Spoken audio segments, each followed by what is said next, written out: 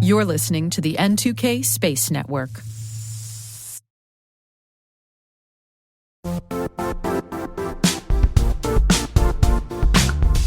Are you ready for AI in cybersecurity? Demand for these skills is growing exponentially for cybersecurity professionals. It's why CompTIA, the largest vendor-neutral certification authority, is developing SecAI Plus.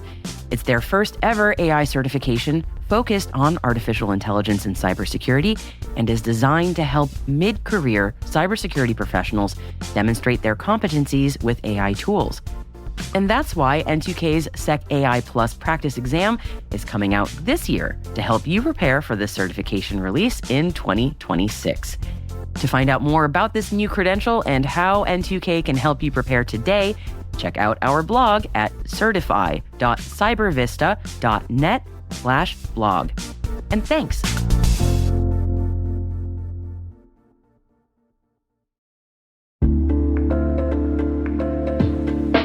What's your 2 a.m. security worry? Is it, do I have the right controls in place? Maybe, are my vendors secure? Or the one that really keeps you up at night, how do I get out from under these old tools and manual processes? That's where Vanta comes in. Vanta automates the manual work so you can stop sweating over spreadsheets, chasing audit evidence, and filling out endless questionnaires.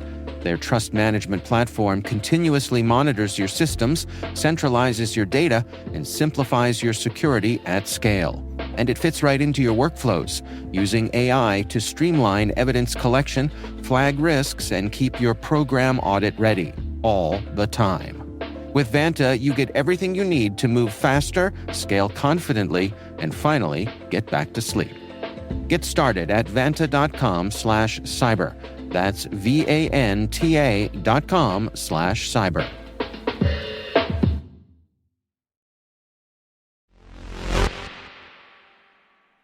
Today is October 20th, 2025. I'm Maria Varmazis, and this is T-Minus. T-minus 20 seconds to LOS T-Dress. Go for deploy. Roger, roll. 5. 4 ESA astronauts have completed a helicopter training course with Germany's Federal Defense Forces.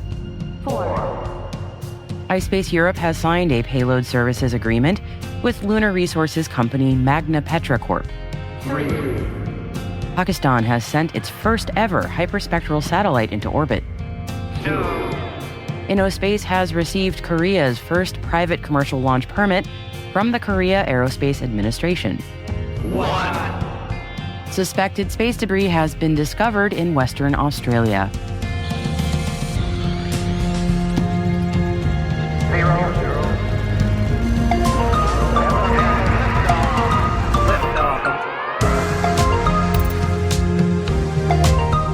Today's guest is retired USAF Colonel William A. Woolf, President, CEO, and founder of the Space Force Association. We're going to be talking about all things Space Force Association and how you can get involved in the organization later in the show. So stick around after today's headlines.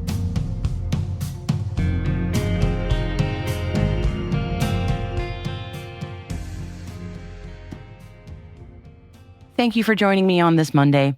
Let's get into it. Now, space debris, be it natural or man-made, is known to return to Earth on a regular basis.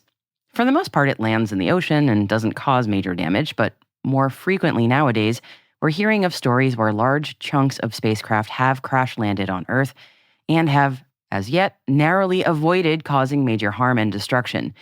And that does seem to be the case in Western Australia this weekend, where authorities are investigating a chunk of metal and carbon fiber spotted near Newman, Western Australia. Mine site personnel found the burning object near a remote access road and called emergency services. Local police are leading the investigation, and a police spokesperson said initial assessments indicate that the item was made of carbon fiber and may be a composite, overwrapped pressure vessel or rocket tank, consistent with aerospace components. The object remains under investigation, though its characteristics are consistent with known space reentry debris. Further technical assessment will be undertaken by engineers from the Australian Space Agency to assist in identifying its nature and source. and experts are saying it looks to be a part of the fourth stage of a Chinese Jielong rocket. And it is not the only story of possible space debris making the rounds over the weekend. A United Airlines flight from Denver to Los Angeles was around 200 miles southeast of Salt Lake City at an altitude of 36,000 feet when the pilots made the decision to divert. And the cause of the diversion was a broken windshield. Not that unusual. It's kind of terrifying, but I guess it's not that unusual. But in this case, it seemed to be quite an unusual break. Unconfirmed images of the incident have appeared online that show that the pilot seemed to have been injured by the incident. And although it's not confirmed, experts are saying that the break was caused by either a meteorite or space junk. And we will, of course, update you when we have more information. Moving on now. Innospace has received Korea's first private commercial launch permit from the Korea AeroSpace Administration, better known as KASA. Innospace has now completed all approval procedures for the first launch of Hanbit Nano and has begun preparations for the actual launch. The launch window for the Hanbit Nano Spaceward mission is expected from October 28th to November 28th. When conducted, it'll be the first commercial launch by a civilian company from the Brazilian space launch site at the Alcântara Space Center. The launch site is operated by the Brazilian Air Force, and the launch will be conducted from a launch platform built by Innospace. The company's Hanbit Nano Spaceward mission is aiming to conduct a launch demonstration that will deploy a customer's satellite and payload into low Earth orbit at an altitude of 300 kilometers. Innospace plans to transport a total of 8 regular payloads, including small satellites for orbital insertion for 5 domestic and foreign customers, including Brazil, India, and South Korea. Pakistan has sent its first ever hyperspectral satellite into orbit. The country's space agency Suparco announced the successful launch of the H-1 satellite from northwestern China's Jiuquan Satellite Launch Center on Sunday. HS-1 is equipped with advanced hyperspectral imaging technology that's capable of capturing data across hundreds of narrow spectral bands. The satellite technology is expected to significantly enhance national capacities in fields like precision agriculture, environmental monitoring, urban planning, and disaster management. HS-1 is also expected to contribute to development initiatives, including the China-Pakistan Economic Corridor, by identifying geohazard risks and promoting sustainable infrastructure development. The Luxembourg-based subsidiary of iSpace, iSpace Europe, has signed a payload services agreement with lunar resources company Magna Petra Corp. Under the agreement that's worth a total of $22 million, iSpace Europe will integrate a NASA-developed mass spectrometer observing lunar operations instrument into its upcoming Mission 3 lunar micro-rover platform as part of Magna Petra's helium availability of lunar origin reconnaissance mission. The engineering and mission operations of the micro-rover will be led by iSpace Europe in Luxembourg. And speaking of Europe, 4 ESA astronauts have completed a helicopter training course with Germany's Federal Defense Forces. The training is part of Europe's preparations for future missions to the moon and operations on the lunar surface. The astronauts participated in a 3-week program at the International Helicopter Training Center in Buckeburg, Germany. The course included 1 week of simulator instruction, followed by 2 weeks of practical flying in EC-135 helicopters, with operations conducted over central Germany and the Alps. The training offers a realistic analog for the dynamics of planetary landings, requiring capabilities such as vertical takeoff and landing, terrain-based decision-making, and high levels of coordination and situational awareness. ESA says that these skills are essential for future human spaceflight missions, including lunar landings, where astronauts will descend to the surface using a human landing system and later launch back to orbit.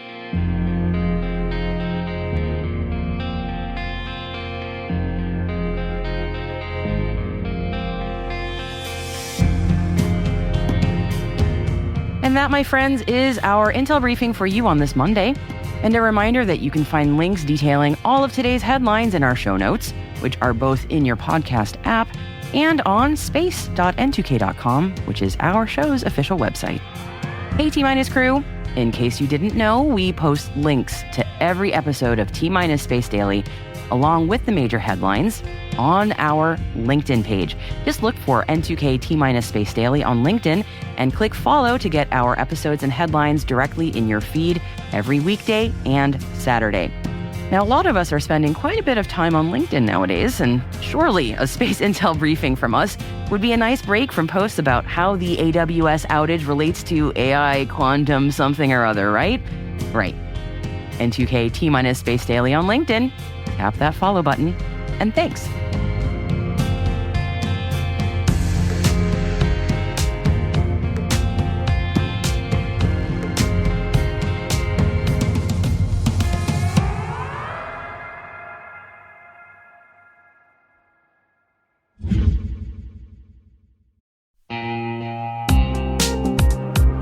At Thales, they know cybersecurity can be tough and you can't protect everything.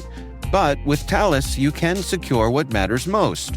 With Thales's industry-leading platforms, you can protect critical applications, data, and identities, anywhere and at scale with the highest ROI. That's why the most trusted brands and largest banks, retailers, and healthcare companies in the world rely on Thales to protect what matters most: applications, data, and identity. That's Thales. THALES. Learn more at thalesgroup.com/cyber.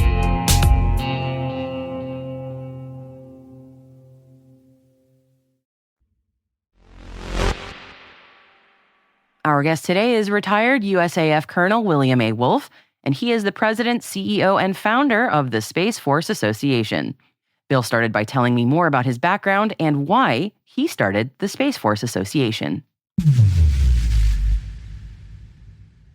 My background, 24 years as a Air Force space weapons officer. And a lot of people don't understand, what is a space weapons officer? Does that mean you deployed weapons in space? No, that's not the job at all.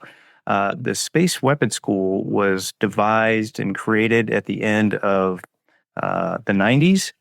And the Air Force realized that we needed to create experts who understood all the capabilities we had in the space domain, and then take that understanding and educate folks about what those capabilities were and the impact to warfighting then and in the future. So 24 years doing that, a lot of the job was, in fact, doing that, educating folks about the space capabilities that are up in orbit and even on the ground, and educating combatant commands around the globe.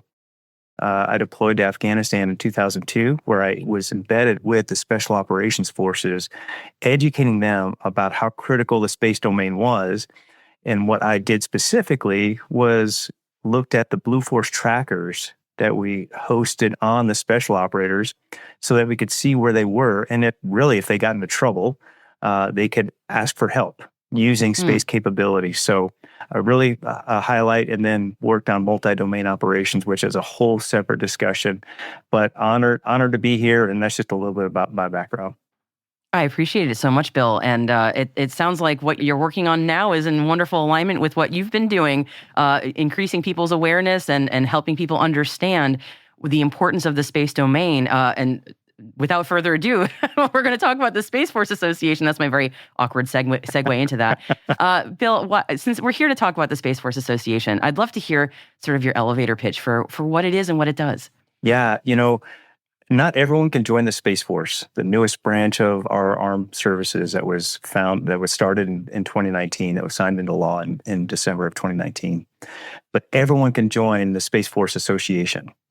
And not many people understand or realize, why do we need a Space Force? Well, every economy is underpinned by a strong national security apparatus. The maritime domain, 90% of goods move around the ocean, and we have a strong U.S. Navy to ensure those goods can move. And so that's why we have a Space Force. We have a Space Force to protect U.S. allied partners' interest in, from, and to space. And we're going to have a future space economy that the U.S. partners and allies want to lead. And because we're going to have a future, multi-trillion-dollar space economy, we need a strong underpinning to ensure freedom of action in the domain, which is what the Space Force does. And the Space Force Association is here to help educate folks about that important mission. What does it look like when you're letting people know about what the Space Force does and why the space domain is so important? I mean, this is a job that I think a lot of us who are listening to what you're saying are 100% on board with the importance of that knowledge getting out there. So I'd be so curious what those interactions are like for you, and maybe things that you've either picked up from people you've spoken to about misperceptions or things that are surprising. I'd be curious to hear what it's been like for you. It's been interesting to say the least. And the reality is, and this is why SFA is such a unique platform, is a single person can't talk to everybody about everything that needs to be discussed. And so when I founded the Space Force Association, it simply was to establish a platform and then to collect folks around me who shared a similar passion. And that's what happened. I remember volunteers 1 and 2 showed up and they said, "How can I help?" And I said, "Well, this is how you can help."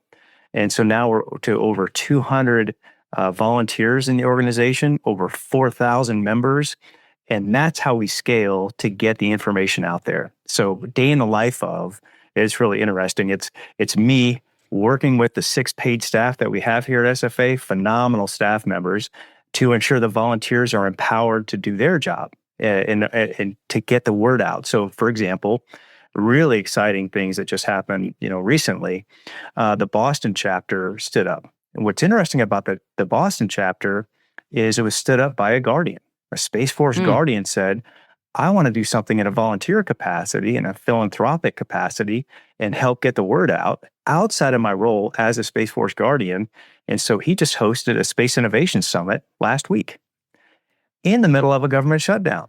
So what that tells you is you have a non-government entity, the SFA, helping get the word out about the criticality of the Space Force, and doing so using tremendous volunteers, quite honestly, around the globe, that are as excited and passionate about this mission as I am. What are the events like? What is the kind of information that's out there? And well, first we have to talk about the domain of space. Yeah. And so you got the space domain. And when folks think of space, it's outer space. Now, we're not talking about aliens. We're simply talking about right now orbits around the globe that ensure we can do things in the space domain that we need to do. So you have the commercial sector doing what it does. You have the civil sector represented by NASA doing what it does. But both of those are supported by the Space Force. So the way I describe it is an inverse pyramid. And so that's the sectors that we're reaching out to. Commercial wants to help. They're investing, $700 billion this year into creating capabilities on orbit. NASA's budget is around $40 billion, and then the Space Force's budget is around $40 billion.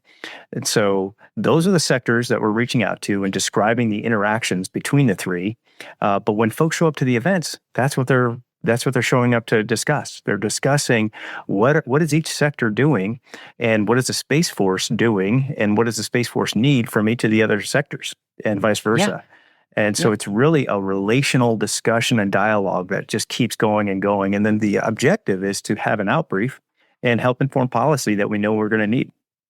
A lot of folks who listen to our show, they're in the space industry, and I know the Space Force's mission is very much in alignment with what they want to, it's key to their success, obviously.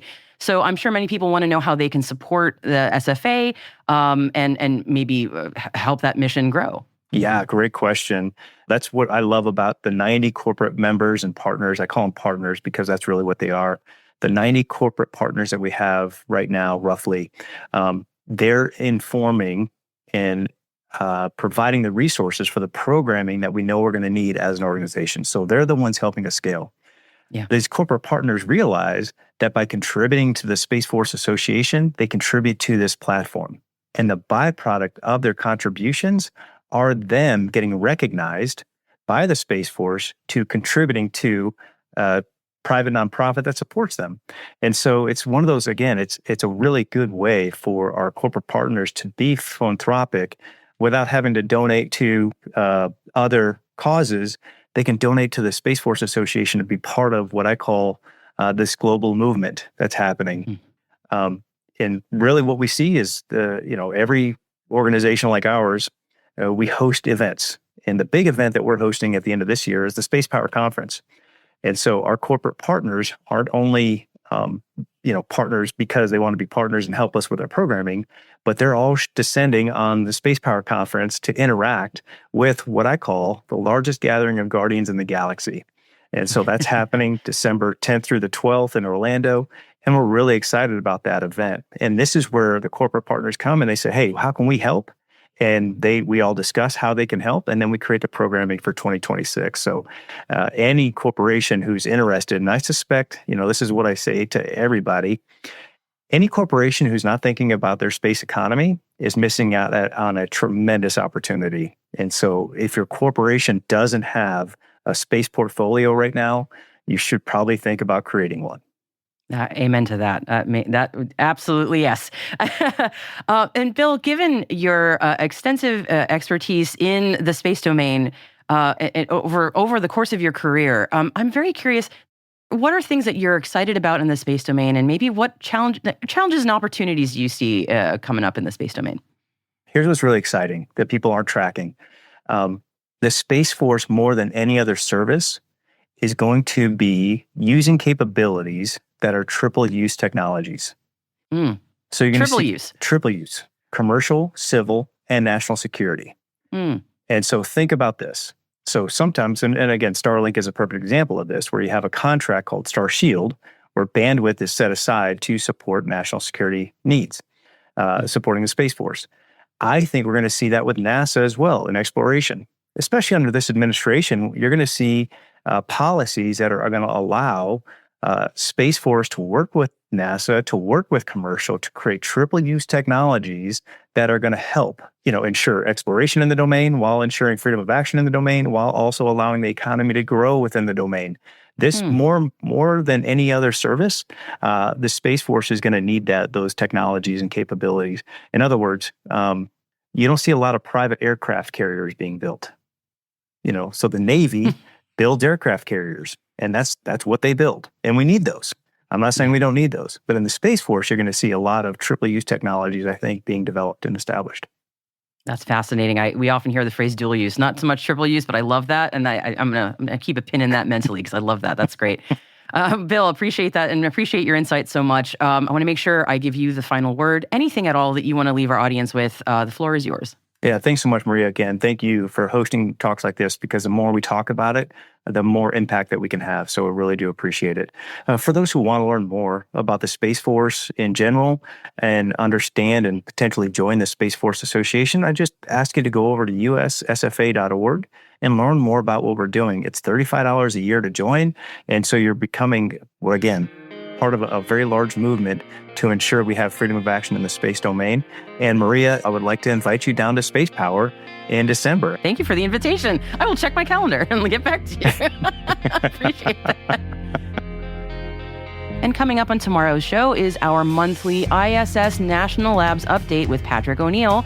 Be sure to listen in to hear the latest on upcoming research going to the International Space Station.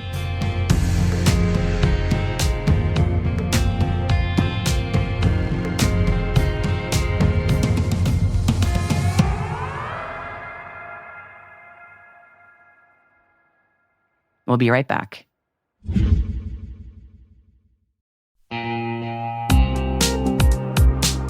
And now, a word from our sponsor. The Johns Hopkins University Information Security Institute is seeking qualified applicants for its innovative Master of Science in Security Informatics degree program. Study alongside world-class interdisciplinary experts and gain unparalleled educational, research, and professional experience in information security and assurance. Interested U.S. citizens should consider the Department of Defense's Cyber Service Academy program, which covers tuition, textbooks, and a laptop, as well as providing a $34,000 additional annual stipend. Apply for the fall 2026 semester and for this scholarship by February 28th. Learn more at cs.jhu.edu/MSSI.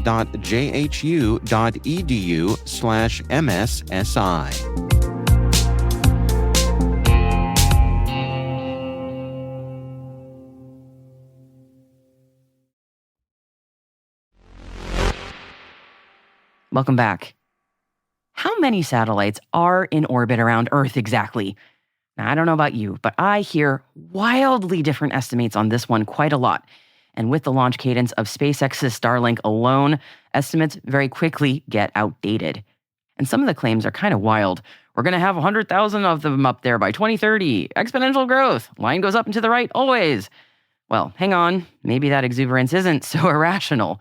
Time will tell anyway, but in terms of actual realistic numbers, we do have a solid metric to report on today that should help maybe reset some people's mental models. Yesterday, October 19th, SpaceX officially launched their 10,000th Starlink spacecraft ever. Soak that one in for a second. Just Starlink, 10K. Of course, not all of that 10K are still in orbit, attrition due to the physics of orbital decay and all. But even with Starlink forming the bulk of what's in orbit, if we're talking about pure numbers, several thousand other satellites from other nations and businesses are also up there doing their thing. And it's well within living memory for a lot of us when we measured satellites on orbit in the low thousands, if not just the hundreds, and depending on your years, the tens. And a lot sooner than many of us might have expected, we are now measuring numbers of satellites, not in the tens, but in the tens of thousands. Good thing, as Douglas Adams once wisely noted, that space is big, really big. Orbits, on the other hand, do have a finite holding capacity, so here's hoping that we never hit that upper limit.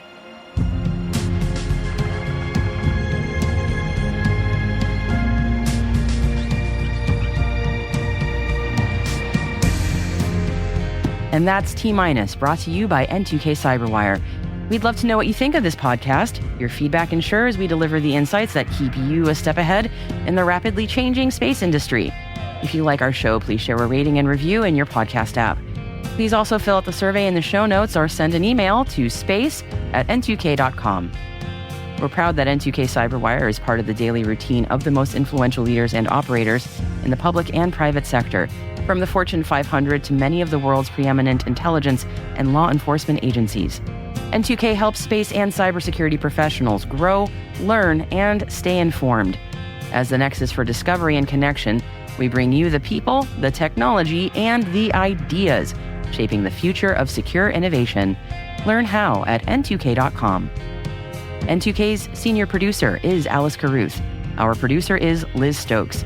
We're mixed by Elliot Peltzman and Trey Hester, with original music by Elliot Peltzman. Our executive producer is Jennifer Iben. Peter Kilpie is our publisher, and I am your host, Maria Varmazis. Thank you for listening. We'll see you tomorrow.